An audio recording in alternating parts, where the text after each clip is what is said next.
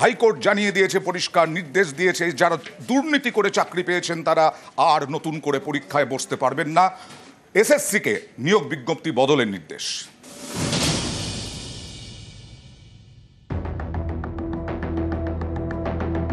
Supreme কোর্টের রায়ে এসএসসির প্রায় 26,000 জনের চাকরি যায়। শীর্ষ আদালতের নির্দেশে গত 30শে মে নিয়োগ বিজ্ঞপ্তি জারি করে স্কুল সার্ভিস কমিশন। নবম থেকে দ্বাদশ শ্রেণীতে 44,000 শূন্য পদে নিয়োগের জন্য বিজ্ঞপ্তি। একে চ্যালেঞ্জ করে কলকাতা হাইকোর্টে একাধিক মামলা হয়। সোমবার ছিল শুনানি। সেখানেই বিচারপতি সৌগত ভট্টাচার্যের সিঙ্গল বেঞ্চ নির্দেশ দেয়, দুর্নীতি করে চাকরি পেয়েছেন বলে যারা চিহ্নিত তারা চাকরির পরীক্ষায় বসতে পারবেন না। এসএসসিকে নিয়োগ বিজ্ঞপ্তি বদল করতে হবে। এবছরের 31শে ডিসেম্বরের মধ্যে নিয়োগ প্রক্রিয়া সম্পন্ন করতে হবে। আজকে মহামান্য বিচারপতি বললেন যারা টেন্টেড ক্যান্ডিডেট তাদের নতুন নিয়োগ প্রক্রিয়ায় বসতে পারবেন না। ইভেন যারা অলরেডি অ্যাপ্লিকেশন করে ফেলেছেন, যেহেতু 14 তারিখ থেকে অ্যাপ্লিকেশন শুরু হয়ে গেছিল, তাদের ওই অ্যাপ্লিকেশনগুলো ক্যান্সেল করতে বলেছেন। নিয়োগের যে বিধি পরিবর্তন অর্থাৎ ওই নাম্বার ডিভিশনের যে পরিবর্তন, সেটা তিনি ওই পয়েন্টে এন্টারটেন করেননি। বলেছেন যে না, যেমনভাবে চলছিল ওইভাবেই চলবে। প্রথমত হচ্ছে চিহ্নিত দাগিদের চিহ্নিত করবে কে? এসএসসি। সেইটার জন্যই তো আমাদের এখানে এসে বসে থাকা। তাদেরকে চিহ্নিত যদি না করে, পরবর্তীকালে এই প্যানেল তো আবার ঝুলে যাবে। পরীক্ষার পরে যখন আবার এখানে নিয়োগ প্রক্রিয়া শুরু হওয়ার একটা সম্ভাবনা দেখা দেবে এখান থেকে, তখন যদি কোনো চিহ্নিত ধরা পড়ে যে চিহ্নিত পরীক্ষা দিয়েছিল, তখন কি হবে? তাহলে এই যে টেন্টেড আর আনটেন্টেড, সেটার যে সেগ্রিগেশন বিগত দিনেও ছিল, আজকে আরও বেশি প্রুভড হলো। তাহলে এর পরেও কি যারা আনটেন্টেড তাদেরকে চাকরিতে পুনর্বহাল করা যাবে না?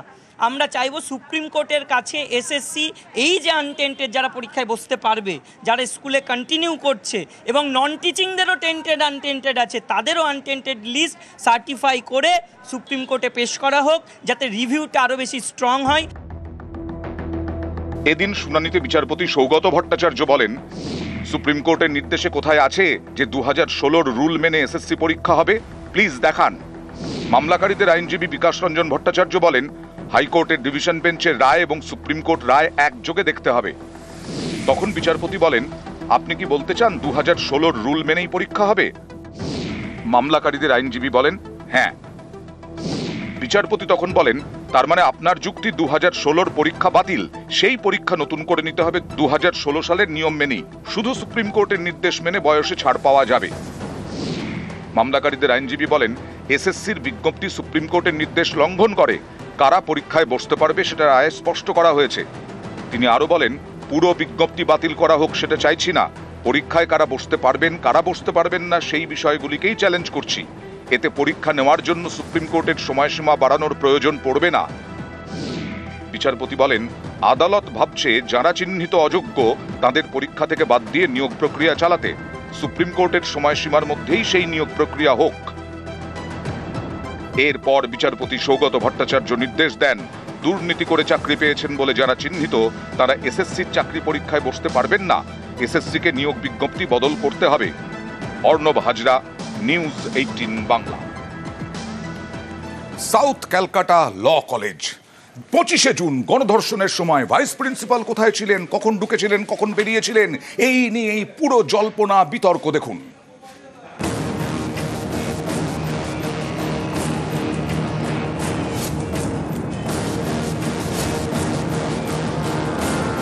সাউথ ক্যালকাটা ল কলেজ 25শে জুন এই কলেজের মধ্যেই কলেজ ছাত্রীকে গণধর্ষণের অভিযোগ।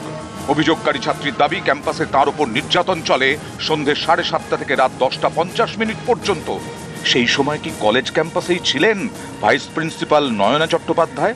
কলেজের রেজিস্টারে লেখার সময় প্রকাশ্যে আসতেই এ নিয়ে তৈরি হয়েছে বিতর্ক। এই সেই রেজিস্টার যেখানে কোনো আধিকারিকের কলেজে ঢোকার এবং বেরোনোর সময় লেখা হয়। সেখানেই ঘটনার দিন ভাইস প্রিন্সিপালের কলেজে ঢোকার সময় বা ইন টাইম লেখা হয়েছে 9:50, আবার বেরোনোর সময় বা আউট টাইম লেখা হয়েছে 9:50। এম না পিএম তার উল্লেখ নেই। রেজিস্টারের এই ছবি প্রকাশ্যে আসতেই বিতর্ক শুরু হয়েছে। অভিযোগ, নির্যাতন চলেছে রাত 10:50 পর্যন্ত, আর রেজিস্টার অনুযায়ী ভাইস প্রিন্সিপাল কলেজ ছেড়েছেন 9:50-এ। তাহলে কি গণধর্ষণের সময় কলেজেই ছিলেন ভাইস প্রিন্সিপাল? এর জবাবে নয়না চট্টোপাধ্যায়ের বারবার বক্তব্য বদল।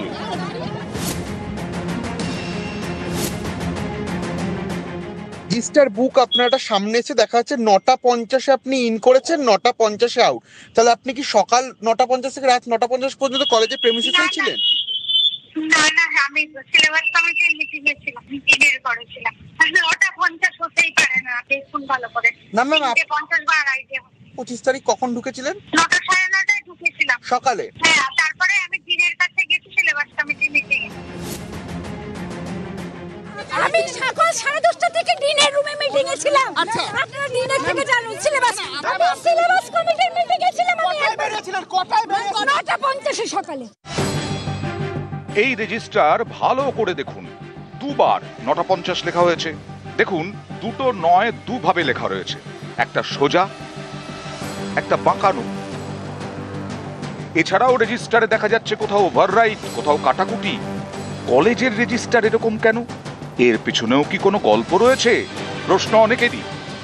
নিউজ 18 বাংলা। খর্দার দিকে নজর রাখা যাক। খর্দায় পুকুর ভরাটের অভিযোগ। দিনে দুপুরে পুকুর চুরি, টিন দিয়ে পুকুর ঘিরে ফেলার অভিযোগ। স্থানীয় বাসিন্দারা অভিযোগ করছে জমি মাফিয়াদের বিরুদ্ধে। ঠিক কি অভিযোগ স্থানীয় বাসিন্দাদের, অবশ্যই আরো ডিটেল আপনাদের জানাবো। তবে তার আগে যে ছবি দেখাচ্ছি, খর্দায় পুকুর ভরাটের অভিযোগ। খর্দার 17 নম্বর ওয়ার্ড, সেই ওয়ার্ডে পুকুর চুরি। সুবীর রয়েছে সরাসরি আমার সঙ্গে। সুবীর, স্থানীয় বাসিন্দাদের কি অভিযোগ, পুরসভার তরফ থেকে কি ব্যবস্থা নেওয়া হয়েছে, কারা এই পুকুর ভরাট করছে? দেখো, তোমাকে জানিয়ে রাখি, গত বছর আমরা আমাদের নিউজ 18 বাংলায় কিন্তু এই যে পুকুর ভরাট, সেই পুকুর ভরাট কিন্তু মাটি ফেলে পুকুর ভরাট হচ্ছিল, সেই খবর সম্প্রচারিত হয়েছিল। তারপরে নড়েচড়ে বসে খর্দা পৌরসভা এবং তারপরে কিন্তু এই পুকুর ভরাটের কাজ বন্ধ ছিল। কিন্তু এখন যেটা দেখা যাচ্ছে, সুকৌশলে যারা জমি হাঙর রয়েছেন তারা কিন্তু মাটি ফেলে, অর্থাৎ তারা ভরাট করছেন না, তারা কিন্তু এই পুকুরের চারপাশে যে গাছপালা রয়েছে সেগুলো কেটে সেই গাছপালা এবং পৌরসভার যে আবর্জনা, সেই আবর্জনা ফেলে কিন্তু এই পুকুর ভরাটের কাজ চালাচ্ছেন।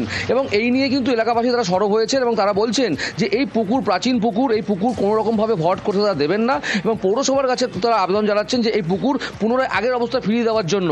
কিন্তু এই যে ঘটনা, অর্থাৎ যে পুকুর ভরাট যে সুকৌশলে করা হচ্ছে, এই নিয়ে কিন্তু সরব হচ্ছেন খোদ পুরসভার উপপ্রধান সায়ন মজুমদার। তিনি বলেছেন যে আইনতভাবে এই পুকুর ভরাট বন্ধ করা হবে এবং এই পুকুর আগের অবস্থা ফিরিয়ে দেওয়া হবে। পুকুর ভরাট করছে সেই বিষয়ে কি এখনো পর্যন্ত কিছু স্পষ্ট জানা গেছে কিছু? দেখো, যারা জমি মাফিয়া, জমি হাঙর যারা রয়েছেন তারা কিন্তু একদম প্রকাশ্যে না আসলেও তারা কিন্তু কর্মীদের অভিযোগ উঠেছে। বেশ সুবীর, বেশ।